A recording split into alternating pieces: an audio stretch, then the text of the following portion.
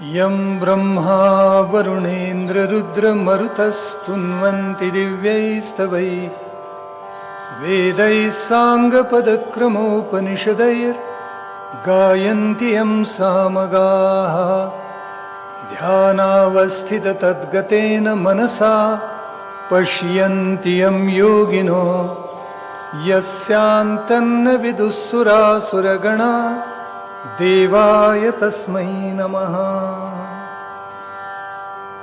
प्रतिपच्चन्द्ररेखेव वर्धिष्णुर्विश्ववन्दिता शाहसूनो शिवस्य ईशा मुद्रा भद्राय राजते। प्रभु,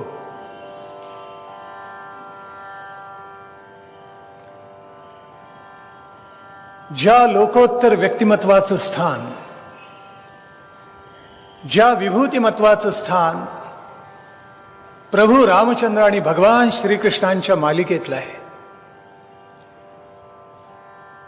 ज्याच्या अंशावतारामुळं हिंदू राष्ट्र आणि हिंदू संस्कृती जिवंत राहिली,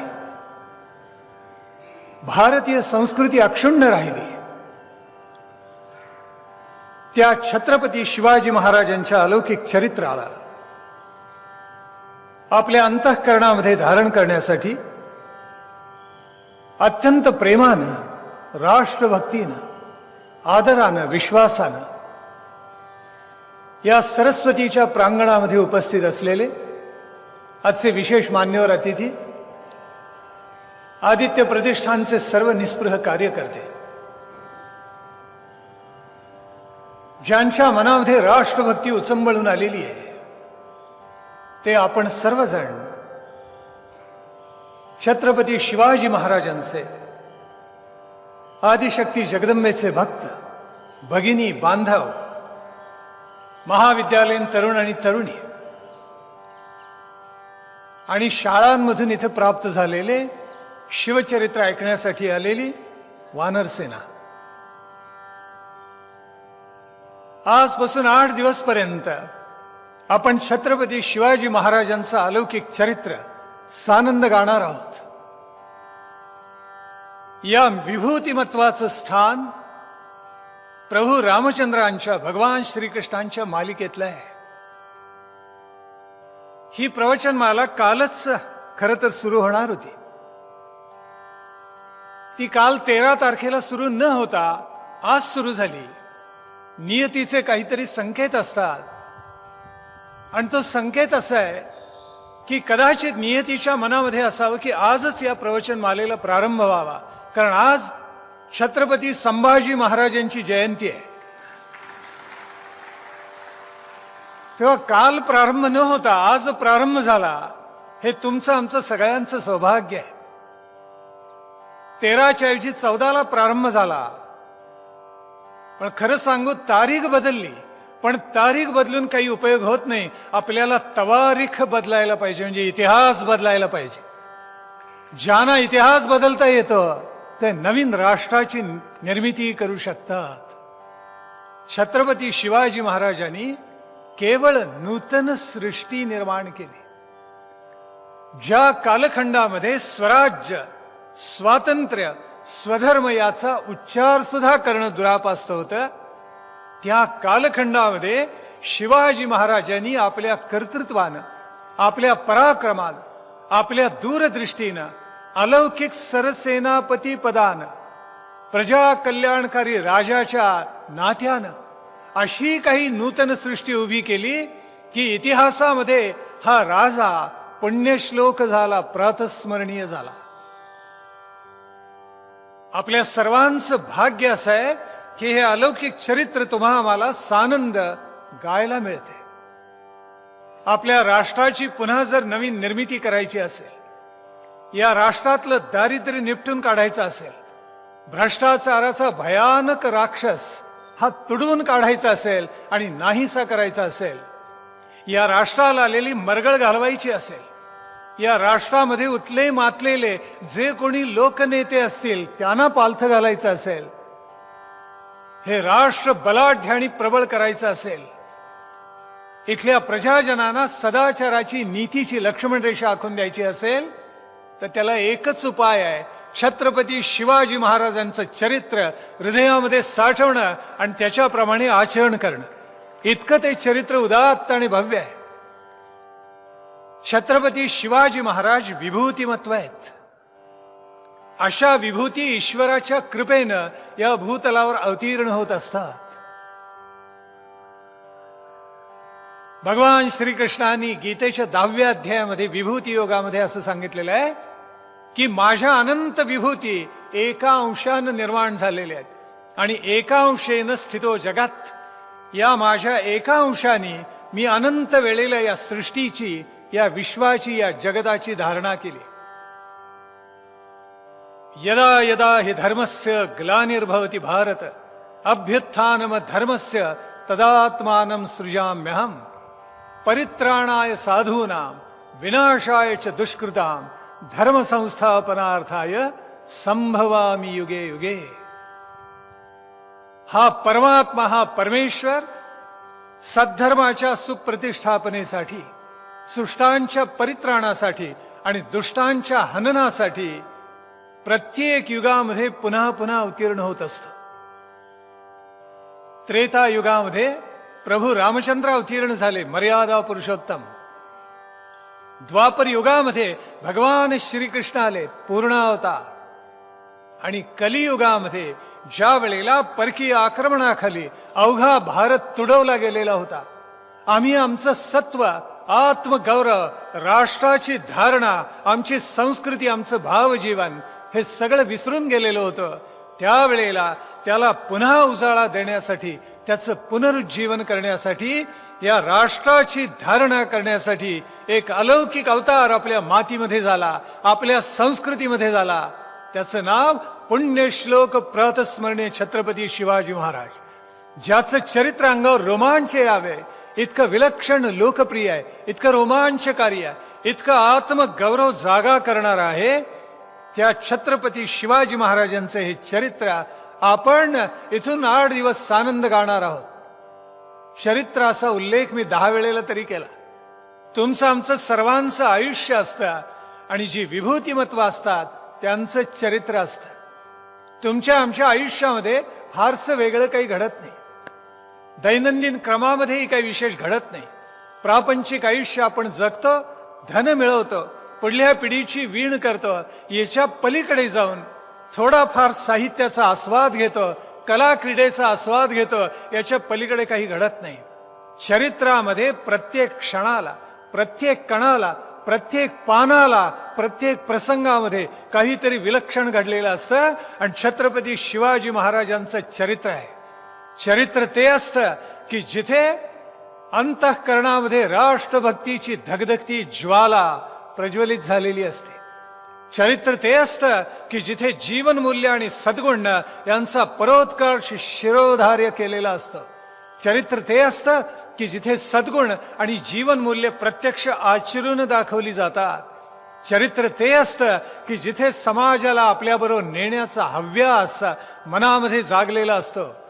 जे सत्कीर्तीचे पुरुष ते परमेश्वराचे अंश, धर्मस्थापनेचा हव्यास तेथेच वसे, हे समर्थांचं वचन चरित्राला 100% लागू आहे. आणि छत्रपती शिवाजी महाराजांचं असं हे लोकोत्तर चरित्र आहे.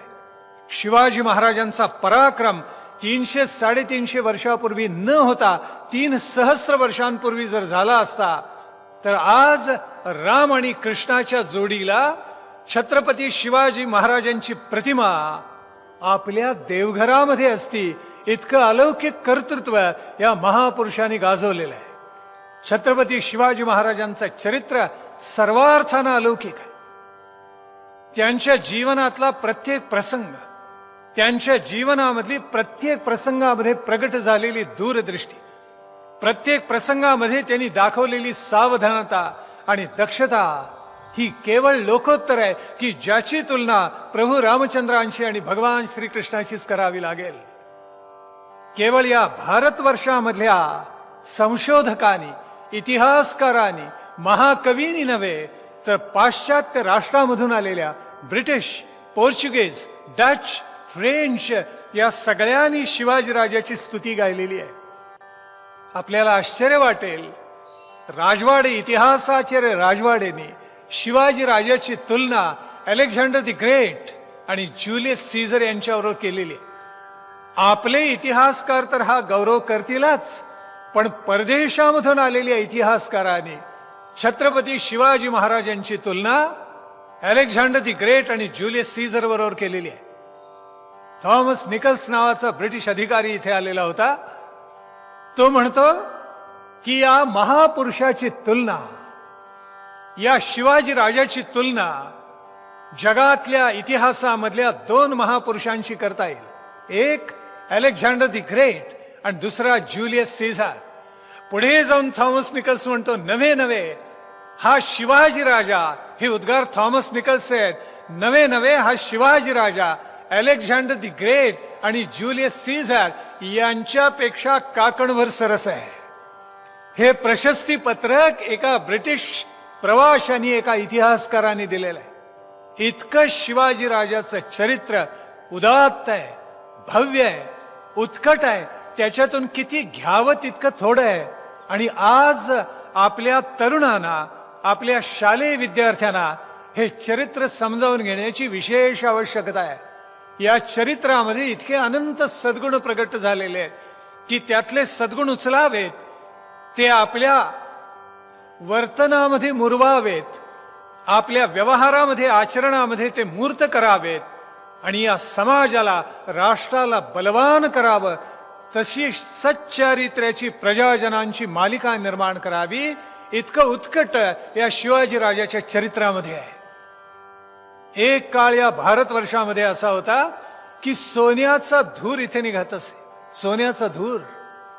चंद्रगुप्त मौर्याच्या कालखंडामधल्या नोंदी आहेत की त्याच्या राजवाड्यामध्ये प्रत्येक कोपऱ्यात 10-10 फूट उंचीचे रांजण असत.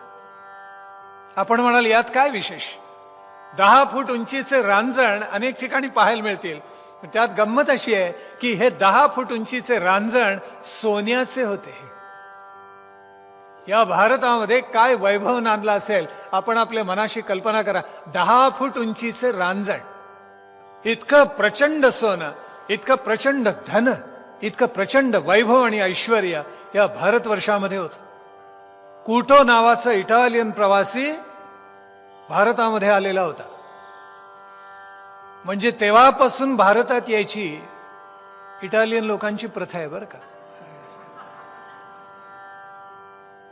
त्यांनी विजयनगरचं साम्राज्य पाहिलेलं होतं. विजयनगर साम्राज्याची स्थापना ज्या हरिहर बुक्कानी केली, विद्यारण्य स्वामींच्या प्रेरणेने, त्यांनी त्या विजयनगरला, त्या विद्यानगरीला असं काही वैभव प्राप्त करून दिलं की कुटोनी ते वैभव पाहिल्यानंतर आश्चर्यानं त्याचं बोट तोंडात गेलेलं होतं. बरोबर एक दुभाषा घेऊन तो सगळं राजप्रासाद पाहत होता आणि समोरून एक स्त्री येताना त्याने पाहिली. नखशिखांत दागिन्यानं लगडलेली होती आणि त्यांनी पटकन टोपी काढली डोक्यावरची आणि परदेशी लोक जसं कमरेत वाकून झुकून सलाम करतात, नमस्कार करतात, तसं त्यांनी केलं. त्यावेळेला त्या दुभाषाने विचारलं, हे काय केलं आत्ता आपण? त्यावेळी तो म्हणाला, अहो तुमची महाराज्ञी आली, सम्राज्ञी आली म्हणून मी वाकून नमस्कार केला. त्यावेळी दुभाषा हसायला लागला आणि तो म्हणाला, महाराज्ञी, सम्राज्ञी? अहो ही तर आमच्या राजप्रासादातली एक दासी आहे. त्या दासीच्या अंगावर इतके जर अलंकार असतील तर महासम्राज्ञी काय अलंकार धारण करत असेल आपण कल्पना करा. सोन्याचा धूर निघत होता इथे. जगातल्या सगळ्या प्रधान देशाशी आपल्या राष्ट्राचा जलमार्गाने व्यापार चालत होता. खुष्कीच्या मार्गाने, जमिनीच्या मार्गाने फार मोठा व्यापार चालत होता आणि हा व्यापार इतका प्रचंड होता की भारताने वैभवाचं परोत्कर्ष, परिसीमा पाहिलेली होती. इतका परोत्कर्ष झालेला होता. महाराष्ट्रामध्ये तर साक्षात रामराज्य नांदत होतं. इतकं वैभव इथे प्राप्त झालेलं होतं. महाराष्ट्राची राजधानी होती प्रतिष्ठान, अर्थात पैठण. ज्ञान विज्ञानाचा, लौकिक पारलौकिक, इहलोक परलोक, भौतिक आणि परलोक याचा अलौकिक संगम तिथल्या विद्येमध्ये, ज्ञान विज्ञानामध्ये केला गेलेला होता. विद्येची, ज्ञानाची एक अलौकिक परंपरा काशीनंतर, वाराणसीनंतर प्रतिष्ठानमध्येच होती. आणि महाराष्ट्राचा गौरव भगवान श्रीकृष्णांच्या वंशामध्ये जन्माला आलेले यादवराजे सांगत असत. या प्रतिष्ठाननी हे वैभव पाहिलेलं होतं. इथे असे संत झाले की ज्यांनी अवघ्या समाजाला एका भक्तीच्या सूत्रामध्ये गवून टाकलं. ज्ञानेश्वर माऊलींनी ब्रह्मविद्येचा सुकाळ करून टाकला. ये मराठीयेचा नगरी ब्रह्मविद्येचा सुकाळू करू, देणे घेणे सुखची वरी हो देऊय जगा. माणसाला घ्यायला आवडतं, द्यायला कमी आवडतं. पण माऊली म्हणते ब्रह्मविद्या अशी अलौकिक आहे, देणे घेणे सुखाची वरी. इथे देणंही सुखाचं, घेणंही सुखाचं. असा ब्रह्मविद्येचा सुकाळ, तैसा वाग्विलास विस्तारू, गीतार्थेसी विश्वभरू, आनंदाचे आवारू मांडूया जगा. आमच्या पूर्वजांनी स्वप्न पाहिलं ते सगळ्या विश्वाच्या कल्याणाचं पाहिलं, केवळ महाराष्ट्राचे किंवा भारताच्या कल्याणाचं नाही. आणि म्हणून वसुधैव कुटुंबकम हेच स्वप्न आमच्या पूर्वजांनी पाहिलं. ही भूमिका केवढी उदात्त असेल म्हणून माऊली बोलली, हे विश्वची माझे गर, ऐसी मती जयाची स्थिर, किंबहुना चराचर आपणची झाला. विश्वामध्ये कसं वावरायचं? ज्ञानेश्वर माऊली म्हणते, विश्व होनी विचरे विश्वा माझी. विश्वात वावरायचे ना, विश्वच होऊन जा आणि मग विश्वात वावरा. केवढी उदात्त आणि भव्य दिव्य संकल्पना आहे. विष्णुमय जग वैष्णवांचा धर्म, भेदाभेद भ्रम अमंगळ. तुकाराम महाराज बोलून गेले, विश्व विठ्ठल मूर्ती देखो डोळा, म्हणजे माझ्या डोळ्याची बाहुलीच विठ्ठल व्हावी, असं मागणं नामदेव महाराजांनी मागितलेलं आहे. काय भव्य दिव्य आहे, म्हणजे चराचरामध्ये मला विठ्ठलच दिसावा असं नामदेव महाराज म्हणतायत. भीमा आणि कृष्णेच्या खोऱ्यामध्ये नव्हे, नामदेवानी उत्तरेमध्ये जाऊन गंगा यमुनेच्या खोऱ्यामध्ये राजस्थान, उत्तर प्रदेश, पंजाब मध्ये भागवत धर्माची पताका नाचवली. एकनाथ महाराजांनी लोकोत्तर काम करून टाकलं. आमच्या संतांनी इतकं भरभरून दिलं. तुकोबा असत, समर्थ रामदास असत, या समाजाला त्यांनी इतकं जागरूक केलं की त्याला तोड नाही. इथे वैभवाचा परोत्कर्ष महाराष्ट्राने पाहिला. उत्तरेकडे या वेळेला आक्रमकाची चाहूल लागलेली होती आणि महाराष्ट्राच्या वैभवाची कीर्ती त्रिखंडात गाजत होते. उत्तरेकडून आलेल्या आक्रमकांच्या लक्षात आलं, अरे इथे उदंड धन आहे, आक्रमण करा, लुटून काढा. ज्ञानेश्वर माऊलींनी भावार्थ दीपिका निर्माण केली. महाराष्ट्रामध्ये ब्रह्मविद्येचा सुकाळ झाला. पंढरीची वारी इतकी संपन्न झाली. नाथांच्या ध्यानाला ज्ञानेश्वर महाराजांनी अलौकिक तत्वज्ञानाची आणि भक्ती मार्गाची जोड दिली. जे तत्वज्ञान पराकोटीचं अवघड आहे असं जनसामान्य वाटत होतं, ते अत्यंत सुलभ करून भक्तीच्या माध्यमातून प्रत्येकाच्या हृदयामध्ये ज्ञानेश्वर माऊलींनी प्रस्थापित केलं. ज्ञानेश्वरी निर्माण झाली, ब्रह्मविद्येचा सुकाळ झाला. मध्ये 3-4 वर्षे गेली असेल आणि उत्तरेकडून एक भयानक आक्रमण या महाराष्ट्रावर येऊन कोसळलं. अलाउद्दीन खिलजी 8,000 अफगाणांची फौज घेऊन, घोडेस्वारांची फौज घेऊन तो जो वादळासारखा महाराष्ट्रावर येऊन कोसळला. हे आक्रमण भयानक होतं. आलेल्या आक्रमकांना संस्कृती नव्हती, त्यांना धर्म नव्हता, त्यांना संस्कृतीची अष्टांग माहिती नव्हती. मानवता हा शब्द त्यांच्या हृदयामध्ये, बुद्धीमध्ये नव्हता. त्यांना एकच माहिती होतं, लुटा, तोडा, फोडा, उद्ध्वस्त करा, अत्याचार करा, लुटा. याच्या पलीकडे त्यांना काही माहिती नव्हतं. अलाउद्दीन खलजीची जी स्वारी आली ती अशा स्वरूपाची होती. तो वादळासारखा येऊन रामदेवराव यादवाच्या राज्यावर कोसळला. तेथ यदुवंश विलासू, सकळ कळा निवासू, न्याया ते पोशी क्षितिशू, श्री रामचंद्रू, असं ज्याचं प्रत्यक्ष वर्णन ज्ञानेश्वर माऊलींनी केलं. अशी परंपरा महाराष्ट्रामध्ये समृद्ध होती. त्या राज्यावर, त्या देवगिरीवर प्रचंड हल्ला झाला. यावेळेला रामदेवराय यादवाचा पुत्र शंकरदेव यादव हा प्रधान सेना घेऊन बाहेर युद्धावर गेलेला होता. राजाजवळ केवळ 4 सहस्त्र सैनिक होते आणि त्यांनी या अलाउद्दीन खलजीला अडवायचा प्रयत्न केला. प्रचंड युद्ध झालं आणि सैन्यबळ कमी असल्यामुळे रामदेवराव यादवाला माघार घ्यावी लागली. देवगिरीचे दरवाजे बंद करण्यात आले. एखादा मोदक ठेवावा ना तसा सुंदर आकार असलेला देवगिरीचा किल्ला, पण अत्यंत दुर्गम, खऱ्या अर्थानं दुर्ग हे नाव सार्थ करणारा असाच तो किल्ला आहे. दुर्ग म्हणजे दुर्गम, ज्यामध्ये प्रवेश दुर्गम असतं त्याला दुर्ग म्हणतात. अत्यंत दुर्गम किल्ला, आणि त्याला अलाउद्दीन खलजीनं वेढा घातला. आत असं लक्षात आलं की धान्य कमी आहे, आणि शेवटी रामदेवराव यादवाला पराभूत व्हावं लागलं, गुडघे टेकावे लागले. 1294 ते 96 या कालखंडामध्ये देवगिरी उद्ध्वस्त होऊन गेली. अलाउद्दीन खलजीचा प्रचंड विजय झाला, आणि त्यांनी इथून जे अफाट धन नेलं त्याचं वर्णन आहे ते वाचताना मन आश्चर्यानं थक्क होतं. पहिल्या वेळेला रामदेवराव यादवाने जी खंडणी दिलेली आहे त्यात पहिलं कलम आहे 600 मण सोनं, मण 1000 मण चांदी, माणिक, जड जवाहीर, पाचू, अगणित दिलेलं आहे, काय दिलेलं नाही. आणि जाताना अलाउद्दीन खलजी जो जलालुद्दीन खलजीचा पुतण्या होता त्यांनी रामदेवराव यादवाची जी लाडकी कन्या होती तिचं नाव होतं ज्येष्ठापल्ली, कौतुकानं तिला जेठाई म्हणत असत, तिला फरफटत नेलं आणि त्या सुलतानाच्या जनानखान्यामध्ये कोंबलं. हे आक्रमण पुन्हा पुन्हा महाराष्ट्रातून कोसळत राहील. त्याला तीव्र प्रतिकार केला तो शंकरदेव यादवानी केला, हरपालदेव यादवानी केला. शंकरदेव यादव हा रणांगणामध्ये प्रचंड पराक्रम गाजवत असताना मारला गेला, मेला, पण स्वातंत्र्यासाठी, स्वराज्यासाठी मेला. 1294 ही आक्रमणाची जी वावटळ महाराष्ट्रावर येऊन कोसळली ते वर्तुळ 1318 पूर्ण झालं, कारण देवगिरी समूळ बुडली, खलास होऊन गेली. यावेळेला दिल्लीचा सगळा कारभार काहीतरी विलक्षण घडत होता. 1294 पासून 1318 पर्यंत आक्रमणाच्या इतक्या लाटा महाराष्ट्रावरून कोसळल्या.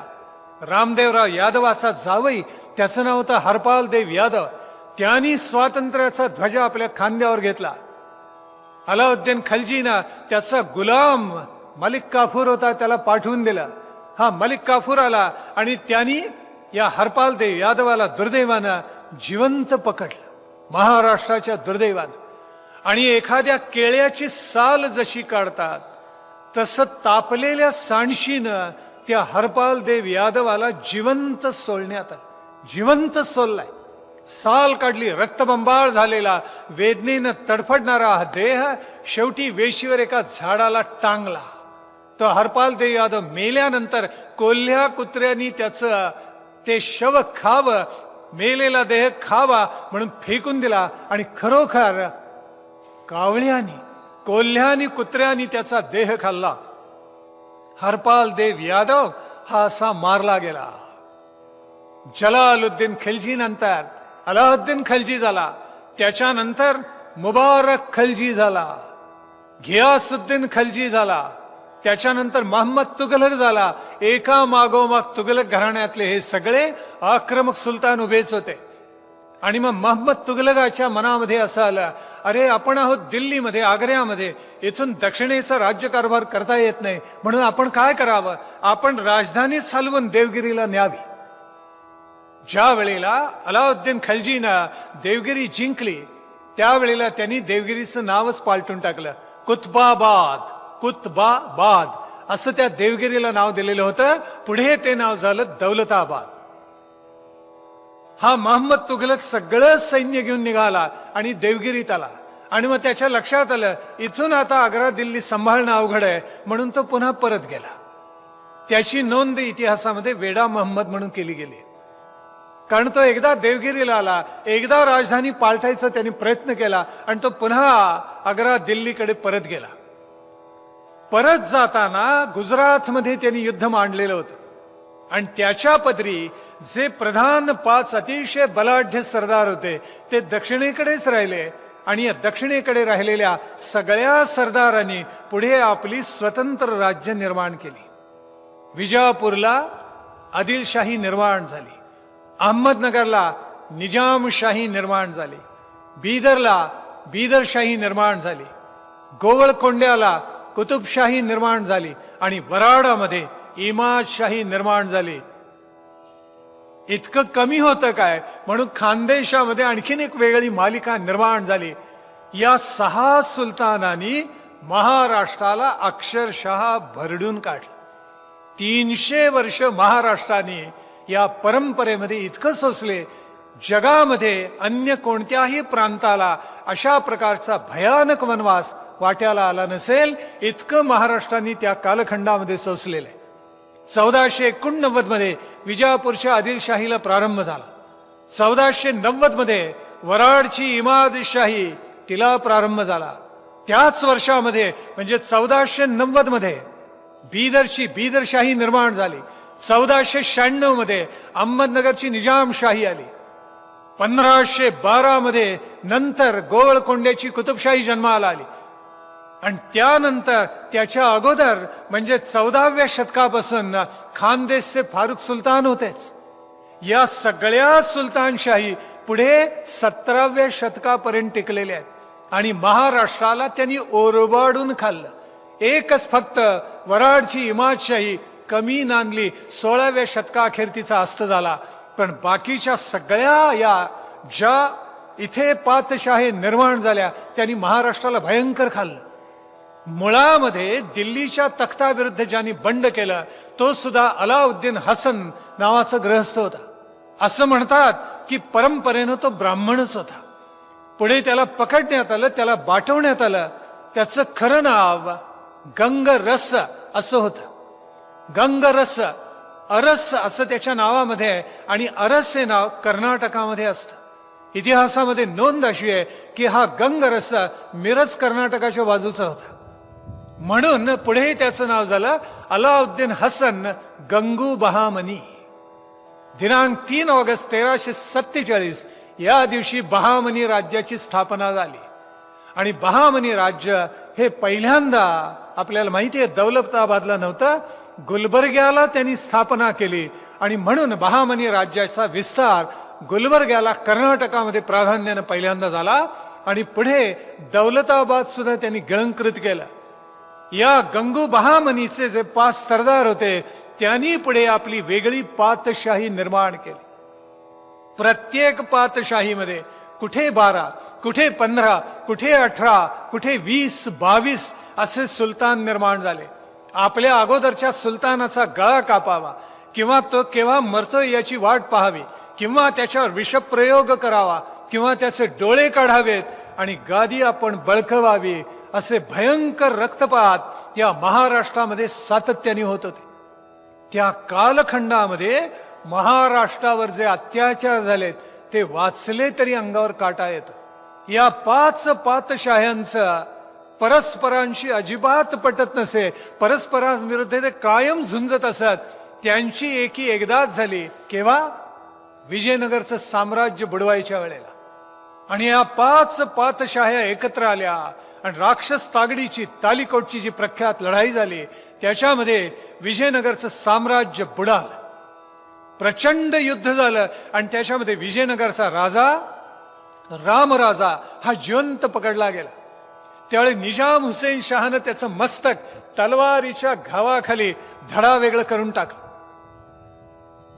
ते भाल्यावर खोचलं आणि निजामशहाचे सैनिक थैथे नाचले आनंदाने. ते शिर जे होतं रामराजाचं ते निजाम हुसेन शहानं आदिलशहाला भेट दिलं, इब्राहिम आदिलशहाला. त्यांनी ते सगळं पोखरलं, रामराजाचं मुख सगळं मग कवटी तयार केली आणि विजापूरमध्ये अशी बसवली की विजापूरमधल्या सगळ्या गटारीचं पाणी त्या कवटीच्या तोंडातून बाहेर पडेल. आपल्या मनामध्ये तरी असा विचार कधीतरी डोकावेल का मला सांगा. हे आक्रमण संस्कृती शून्य होता आणि भयानक होतं, भयावह होतं. त्याचा परिणाम असा झाला की इथलं भावजीवन आणि सांस्कृतिक जीवन इतकं मोडलं तोडलं गेलं. पहिला आघात झाला तो मंदिरांवर झाला, पहिला आघात झाला तो शिल्पांवर झाला. आम्ही कौतुक असं केलं की दगड अचेतन असतात असं समजलं जातं. दगडामध्ये प्राण नसतो असं समजलं जातं, पण आमचे कलाकार, आमची परंपरा शिल्पाची इतकी भव्य दिव्य होती की आम्ही दगडांनाच संजीवन दिलं, दगडामध्ये चेतना निर्माण केली, त्यात अशी फुंकर घातली, अशी शिल्प घडवली की त्या शिल्पांबरोबर संवाद करावा. आज मंदिरं पाहिली, वेरूळचं शिल्प पाहिलं तर मन आश्चर्याने थक्क होतं. जगात असं शिल्प कोणी घडवलेलंच नाहीये. अगोदर पाया तयार करतात आणि नंतर कळस करतात. हळूहळू कळसाकडे जायचं असतं. वेरूळचं शिल्प असं घडवलेलं आहे, कैलास लेणं, की पहिल्यांदा कळस, मग त्या कळसाखालचं आमलक, नंतर त्या आमलकाखालचं विमान, नंतर विमानाखालचं गर्भगृह, त्या गर्भगृहाच्या समोरचं सभागृह आणि शेवटी त्याचं अधिष्ठान. जगामध्ये एकमेवाद्वितीय असं वेरूळचं शिल्प आहे की अगोदर कळसापासून अखंड पाषाणाचं डोंगर आहे, कळसापासून कोरायला प्रारंभ केला, तो तळापर्यंत कोरत गेलेले आहेत. या शिल्पकृतीला तोड नाही. 5-7 पिढ्यांनी राबून हे काम उभं केलं असेल, त्याला किती कष्ट करावे लागले असतील, आणि त्या शिल्पाला घडवणारा, त्या शिल्पाची संरचना करणारा मूळ स्थपती किती अलौकिक असेल आपण कल्पना करा. स्थपतीला आपण मराठीत आर्किटेक्ट म्हणतो बर का. त्या स्थपतीने किती भव्य स्वप्न पाहिलं असेल की सगळा दगडी डोंगर कोरायचा आणि मग असं वेरूळचं अलौकिक शिल्प जन्माला आलं. ही शिल्प आक्रमकांनी मोडली, तोडली, उद्ध्वस्त केली. आमच्या सर्व शिल्पांचं वैशिष्ट्य असं आहे, अनेक ठिकाणी आपण जाल आणि पाहाल तर त्याचा पाया जिथे घेतला जातो तिथे हत्ती कोरलेले असतात, त्याच्यावर अश्वदळ असतं, त्याला जोडून रथदळ असतं, त्याच्या वरच्या बाजूला पदाती असतात, आणि मग त्याच्यावर विशेष काही कलाकृती कोरलेली असते, म्हणजे कमळं कोरलेली असतात, फुलं कोरलेली असतात. बहुतेक सगळ्या मंदिरांच्या रचनेमध्ये हाच क्रम आपल्याला पाहायला मिळतो. आक्रमकांनी इतक्या मूर्ती तोडल्या, उद्ध्वस्त केल्या. आज अनेक हत्तींच्या सोंडाच आपल्याला पाहायला मिळत नाही. असं शिल्प घडवायला 10-10, 20-20 वर्ष लागतात. तोडायला एखाद दुसरा तास सुद्धा पुरतो. विधायक काम करायला 5-7 पिढ्या जळाव्या लागतात. विघातक कामाला एखादा तास नाश करायला पुरत असतो. आक्रमकांनी हेच केलं. मंदिरं तुटली, उद्ध्वस्त झाली, शिल्प मोडली गेली, तोडली गेली. पुण्याहून नाशिकला प्रवास करत असताना सिन्नर जवळ एक सुंदर मंदिर आहे, आपण पाहिलेत का? विद्यार्थ्यांनो, तरुणांनो, अवश्य जाऊन या. त्या मंदिराचं नाव आहे गोंदेश्वर. शंभू शंकराचं मंदिर आहे आणि इतकं अभूतपूर्व शिल्प घडवलेलं आहे की आपण थक्क होऊन पाहत राहतो. पंचायतन आहे, मध्यभागी शंभू शंकराचं मंदिर आहे आणि 4 कोपऱ्यामध्ये 4 उपमंदिर आहेत. म्हणजे एका कोपऱ्यात गजानन आहे, म्हणजे गणपत्य संप्रदायाला स्थान आहे. दुसऱ्या कोपऱ्यामध्ये सूर्य आहे, म्हणजे सूर्याच्या संप्रदायाला स्थान आहे. तिसऱ्या कोपऱ्यामध्ये विष्णू आहे, म्हणजे वैष्णव संप्रदायाला स्थान आहे. आणि चौथ्या याच्यामध्ये देवी आहे, म्हणजे शाक्त संप्रदायाला स्थान आहे. आणि मधोमध तो गोंदेश्वर म्हणजे शंभू शंकर आहे. आज सुद्धा पाहाल ना शिल्प, अक्षरशः आश्चर्याने आपलं बोट तोंडात जातं असं शिल्प घडवलेलं आहे. अशी वेलपत्ती कोरलेली आहे सगळ्या मंदिरावर की किती वर्ष त्यांना लागली असतील. आणि छन्नी हातोडीनं आमच्या कलाकारांनी, आमच्या शिल्पकारांनी ते शिल्प कसं घडवलं असेल, आश्चर्याने आपण पाहत राहतो. त्या मंदिरामध्ये चहूबाजूनी हत्ती आहेत. एकाही हत्तीची सोंड आज पाहायला मिळत नाही.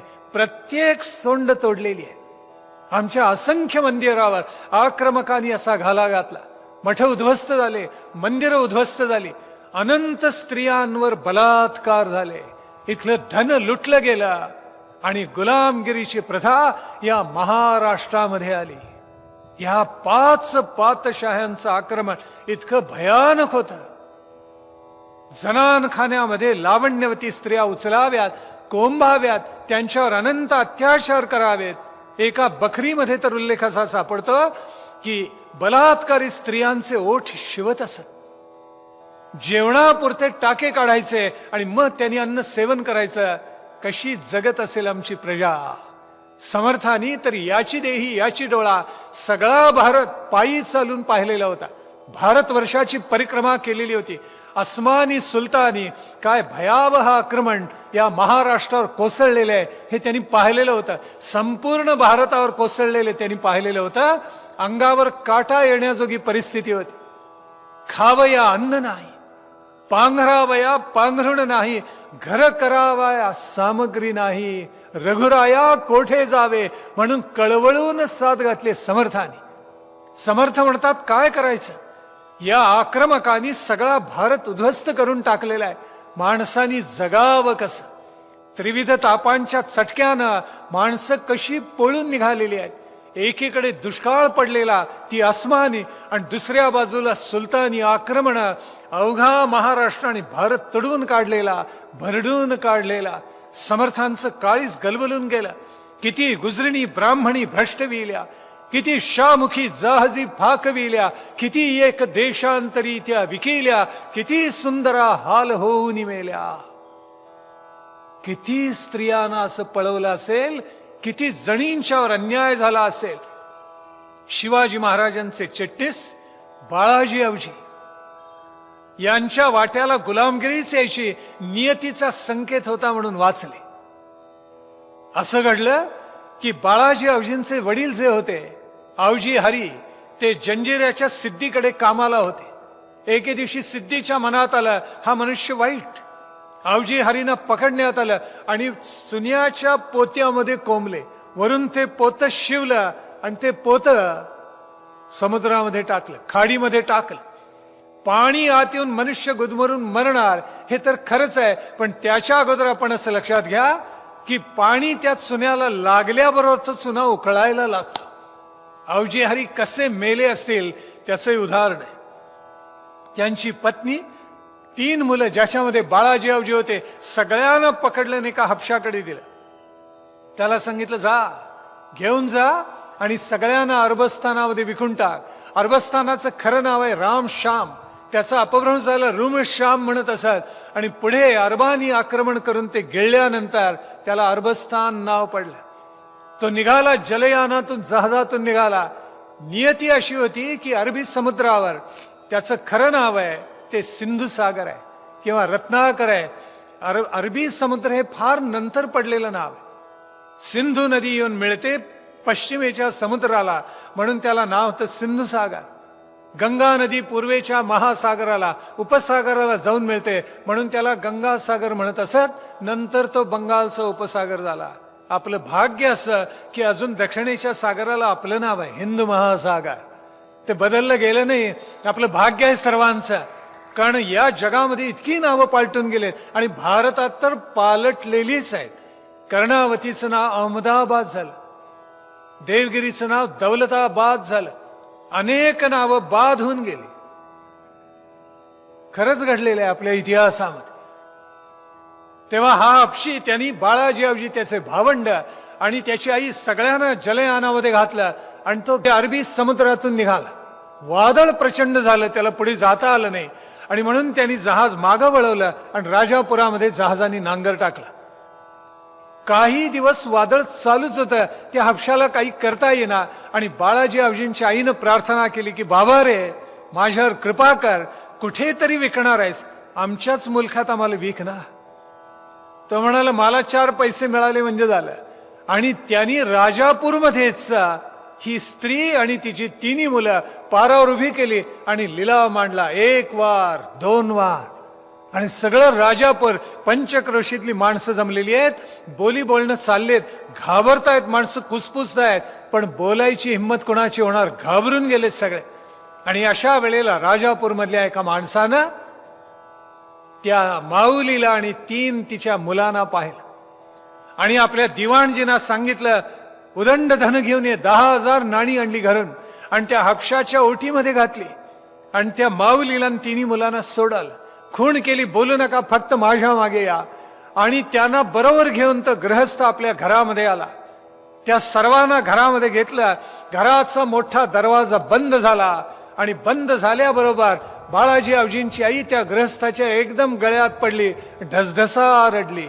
कारण तो गृहस्थ दुसरा तिसरा कुणी नव्हता, त्या माऊलीचा तो सख्खा भाऊ होता. आणि ज्यांनी आपल्या बहिणीला विकत घेतलं, भाच्यानं विकत घेतलं आणि त्यांची सुटका केली. बाळाजी अवजींनी शिवाजी महाराजांना सगळं पुढे कळवलेलं होतं आणि बाळाजी अवजींचं हस्ताक्षर मोत्यासारखं होतं. त्यांनी उचललं त्यांना पटकन आणि आपल्या स्वराज्यामध्ये त्यांना चिटणीसीचं स्थान देऊन टाकलं. कशी जगत असेल प्रजा?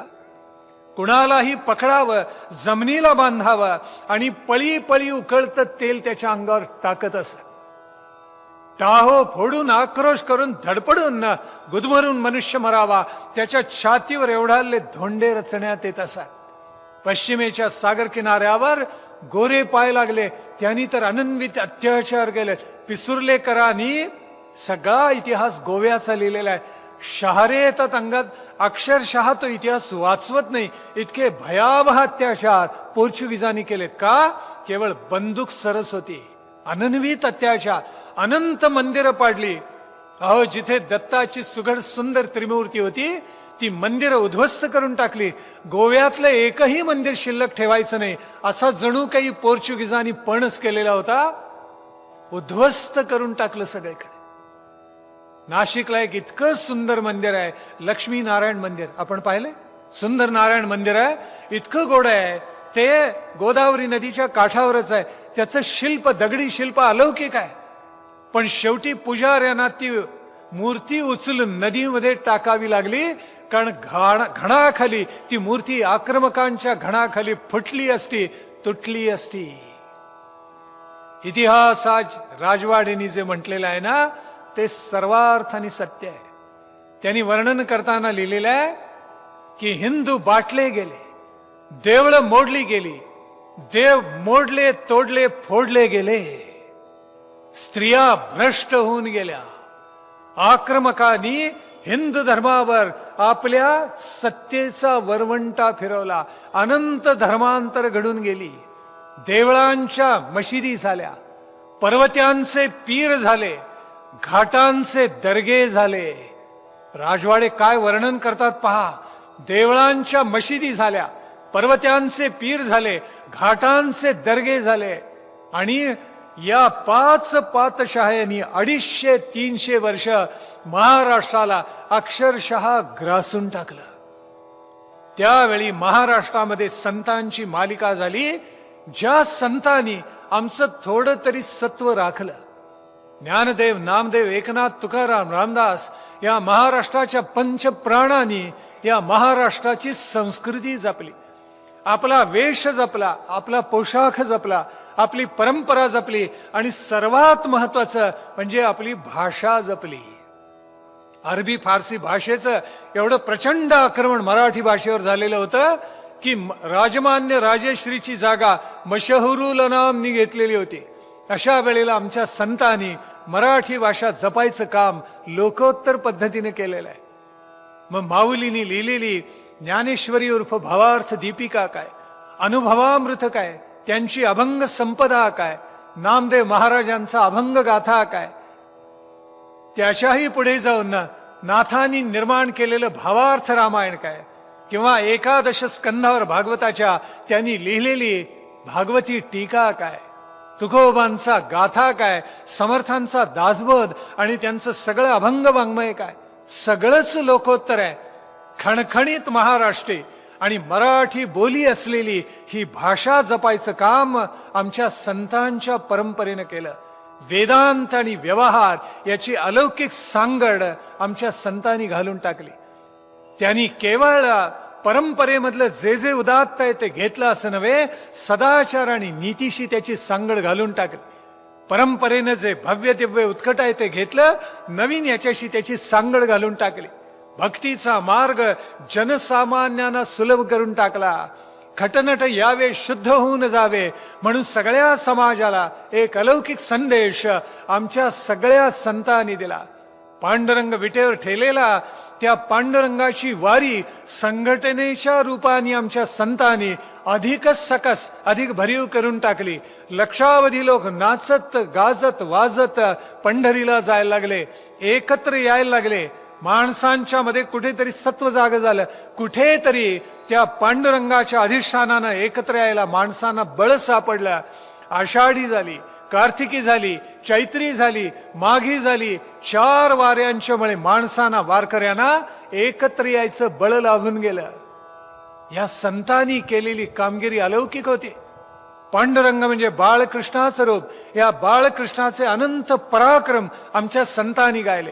या बालकृष्णाने जशी पूतना मारली, जसा आघासूर मारला, जसा बकासूर चिरून टाकला, जसं कालिया दमन केलं, केशीला पालथा घातला, कंसाचा वध केला, त्याप्रमाणे या बाळकृष्णाचं कौतुक आमच्या सगळ्या संतांनी गायलं. का? त्या बाळकृष्णाच्या पराक्रमाची प्रेरणा आमच्या सगळ्या सैनिकांना आणि इथल्या क्षात्र धर्म धारण करणाऱ्या सगळ्या अमात्यांना आणि सरदारांना मिळावी, हीच भूमिका त्यामध्ये होती. त्यावेळेला महाराष्ट्रामध्ये नाथ संप्रदाय प्रबळ होता, महानुभाव संप्रदाय प्रबळ होता, दत्त संप्रदाय प्रबळ होता, वारकरी संप्रदाय प्रबळ होता, गणपत्य संप्रदाय प्रबळ होता, वारकरी रामदासी संप्रदाय प्रबळ होता. या सर्व संप्रदायांनी आपापलं योगदान दिलेलं होतं. का? महाराष्ट्र धर्म वाचावा, हिंदू धर्म जगावा, भारतीय संस्कृती मरू नये म्हणून यांनी आपलं उदंड योगदान हे दिलेलं होतं. या वेळेला 1605 मध्ये अकबर बादशाह मरण पावला, पण त्यांनी या महाराष्ट्राकडे आणि निजामशाहीकडे आपल्या फौजा उदंड पाठवलेल्या होत्या की सगळा महाराष्ट्र गिळून करून टाकावा, हीच भूमिका त्याच्या मनामध्ये होती. बाबर असो, हुमायूं असो, अकबर असो, जहांगीर असो, शहाजहान असो, औरंगजेब असो, या सगळ्यांनी आक्रमण करून या भारताला इतकं तुडवलेलं आहे, इतक्या स्त्रियांवर अत्याचार अन्याय केलेले आहेत, इतकं धन लुटलेलं आहे. पण आज आमच्या पाठ्यपुस्तकामध्ये जणू काही ते प्रातस्मरणीय महापुरुष असावेत असं दिलेलं असतं. आमच्या विद्यार्थ्यांनी हे वाचावं, आमच्या विद्यार्थ्यांनी या पुरुषांची चरित्र वाचावीत जे खलपुरुष होते आणि या भारतावर ज्यांनी अनन्वित अत्याचार केले, हिंदू धर्मावर आघात घातला, आघात केला, प्रचंड प्रचंड प्रमाणावर धर्मांतर घडवून आणले, त्यांची चरित्र ही चरित्र आहेत काय? आक्रमक हे महाभयानक आहेत. आणि त्यांनी जे आक्रमण केले, अत्याचार केले, जणू काही ते प्रातस्मरणीय पुण्यश्लोक असे महापुरुष आहेत असं इतिहासामध्ये तुम्हाला आज वाचायला मिळतं. काय भयावह आहे. या सगळ्या बादशहांनी आणि या महाराष्ट्रामध्ये आलेल्या सगळ्या पातशाह्यांनी अनन्वित अत्याचार केले, मोडा तोडा आणि उद्ध्वस्त करा. मुंबई जवळ जी लेणी आहे, पोर्चुगीज, डच आणि ब्रिटिश काय करत असत माहिती आहे? ही जी सुंदर लेणी कोरलेली आहेत ती उद्ध्वस्त करण्यासाठी आपल्या सैनिकांना गोळीबाराचं शिक्षण ते तिथे देत असत. हत्ती पाहता, मग हत्तीची सोंड लांबून गोळ्या मारून उद्ध्वस्त करा, हे शिक्षण ब्रिटिश आणि पोर्चुगीज आपल्या सैनिकांना देत असत. मुंबई जवळची अशी अनेक लेणी या आक्रमकांनी सगळी उद्ध्वस्त करून टाकली, तोडली आहेत, मोडली आहेत, गोळ्या घालून उद्ध्वस्त केलेली. अकबर बादशाह गेला आणि जहांगीरानं तीच परंपरा पुढे चालू ठेवली. निजामशाही उद्ध्वस्त करावी, आदिलशाही उद्ध्वस्त करावी आणि दक्षिणेकडचा सगळा मुलुख हा उत्तरेकडच्या मोगल साम्राज्याला जोडावा आणि या संपूर्ण भारतामध्ये त्यांचा एकछत्री अंमल चालावा, हीच भूमिका दिल्लीकरांच्या मनामध्ये होती. आणि जहांगीरांनी सुद्धा भयावह आक्रमण या महाराष्ट्रावर केली. त्यावेळेला आदिलशाही, निजामशाही, बीदरशाही, इमादशाही या चारी शाह्यांची परस्परामध्ये इतकी भांडणं चालत असत. आणि ते भांडण्यासाठी माणसं कोण? तर सगळे महाराष्ट्रामधले क्षत्रिय. त्यांच्यासाठी मरायचं कोणी? तर मराठी सरदारांनी मरायचं. मराठी सरदार तलवारीला तिखाट, भांडायला चिवाट, पराक्रमाला सिंहासारखे, वाघासारखे. पण क्षात्र धर्माचं तेज, आत्मगौरव हरवलेली सगळी माणसं होती. त्याचा परिणाम इतका भयावह होऊन गेला की शेवटी दुर्दैवानं या सगळ्या सुलतानांची सत्ता महाराष्ट्रावर निर्माण झाली. आणि त्यांच्यासाठी लढणारे सरदार, दरकदार, मानदार कोण असतील तर आमच्या महाराष्ट्रामधले पराक्रमी मराठा सरदार. सर्व ब्राह्मण कर्मकांडामध्ये गुंतून गेलेले, क्षत्रियाचा आत्मगौरव हरवलेला होता. गुलामगिरीचं विष हळूहळू भिनायला लागलेलं होतं. पंढरपुरामध्ये जे तंटे चालायचे ना, की पांडुरंगाची पूजा कोणी करायची, रुक्मिणी मातेची पूजा कोणी करायची, आरसा कोणी दाखवायचा, वस्त्र कोणी गुंडाळायची, याच्याविषयी बडवे आणि महाजन यांचं भांडण सोडवायचं कोणी? विजापूरच्या इब्राहिम आदिल शहानं. केवढं आश्चर्य आहे. आमची माणसं उठत आणि त्यांच्याकडे भांडण नेत असत आणि म्हणत असत, महाराज हा तंटा आपण सोडवा. भयानक आहे, अंगावर काटा येतो अक्षरशः.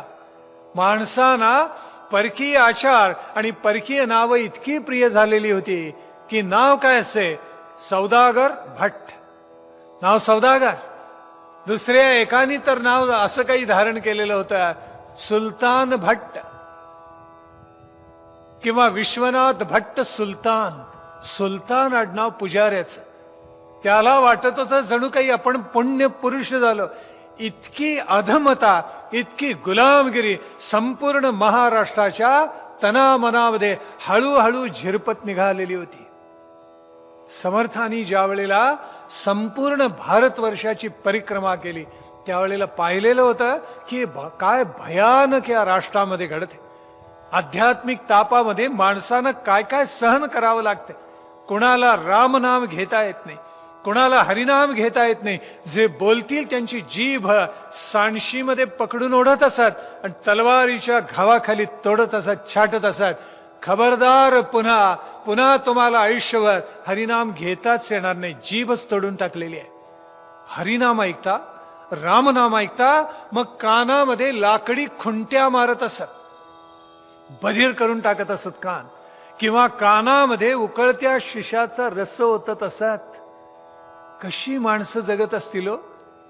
झाडाला टांगत असत आणि पलित्याचे चटके देऊन माणूस मरे तोपर्यंत त्याचे हाल हाल करत असत. कशी जगत असेल प्रजा. कोणी सुलतानांनी उठावा आणि स्वतःला गाझी म्हणवावा, बुत शिकन म्हणावा, कुफ्र शिकन म्हणावा, मंदिरं तोडावीत, शिल्प तोडून टाकावेत. एका तर सुलतानानं पहिल्यांदा गादीवर बसल्याबरोबर 7,000 हिंदूंची कत्तल केली. किती जणांना मारलं त्याला काही सीमाच नाही. संपूर्ण महाराष्ट्रामध्ये प्रचंड अंधकार. कुणी कुणाला सावरायचं, कुणी कुणाला धीर द्यायचा. रामदासांच्या कालखंडामध्ये समर्थ पहिल्यांदा गरजले, धीर धरा, धीर धरा, तकवा, हडबडू गडबडू नका, भयपोटीचे सांडावे. हे सांगणारा पहिला महात्मा निघाला. तोपर्यंत या आक्रमकाविरुद्ध ब्र उच्चारायची हिंमत कुठल्याही संताच्या वाङ्मयामध्ये कुठेही झालेली दिसत नाही. इतकं दहशतीचं वातावरण संपूर्ण राष्ट्रामध्ये निर्माण झालेलं होतं. यावेळेला एक वंश हा महाराष्ट्रामध्ये राजपूत परंपरे निर्माण झालेला भाग्यानं हळूहळू नांदायला लागलेला होता. इतिहास फार जुना घडलेला होता आणि इतिहास असा होता की राजपुतान्यामध्ये गुहिलोत या राजघराण्याचं राज्य होतं.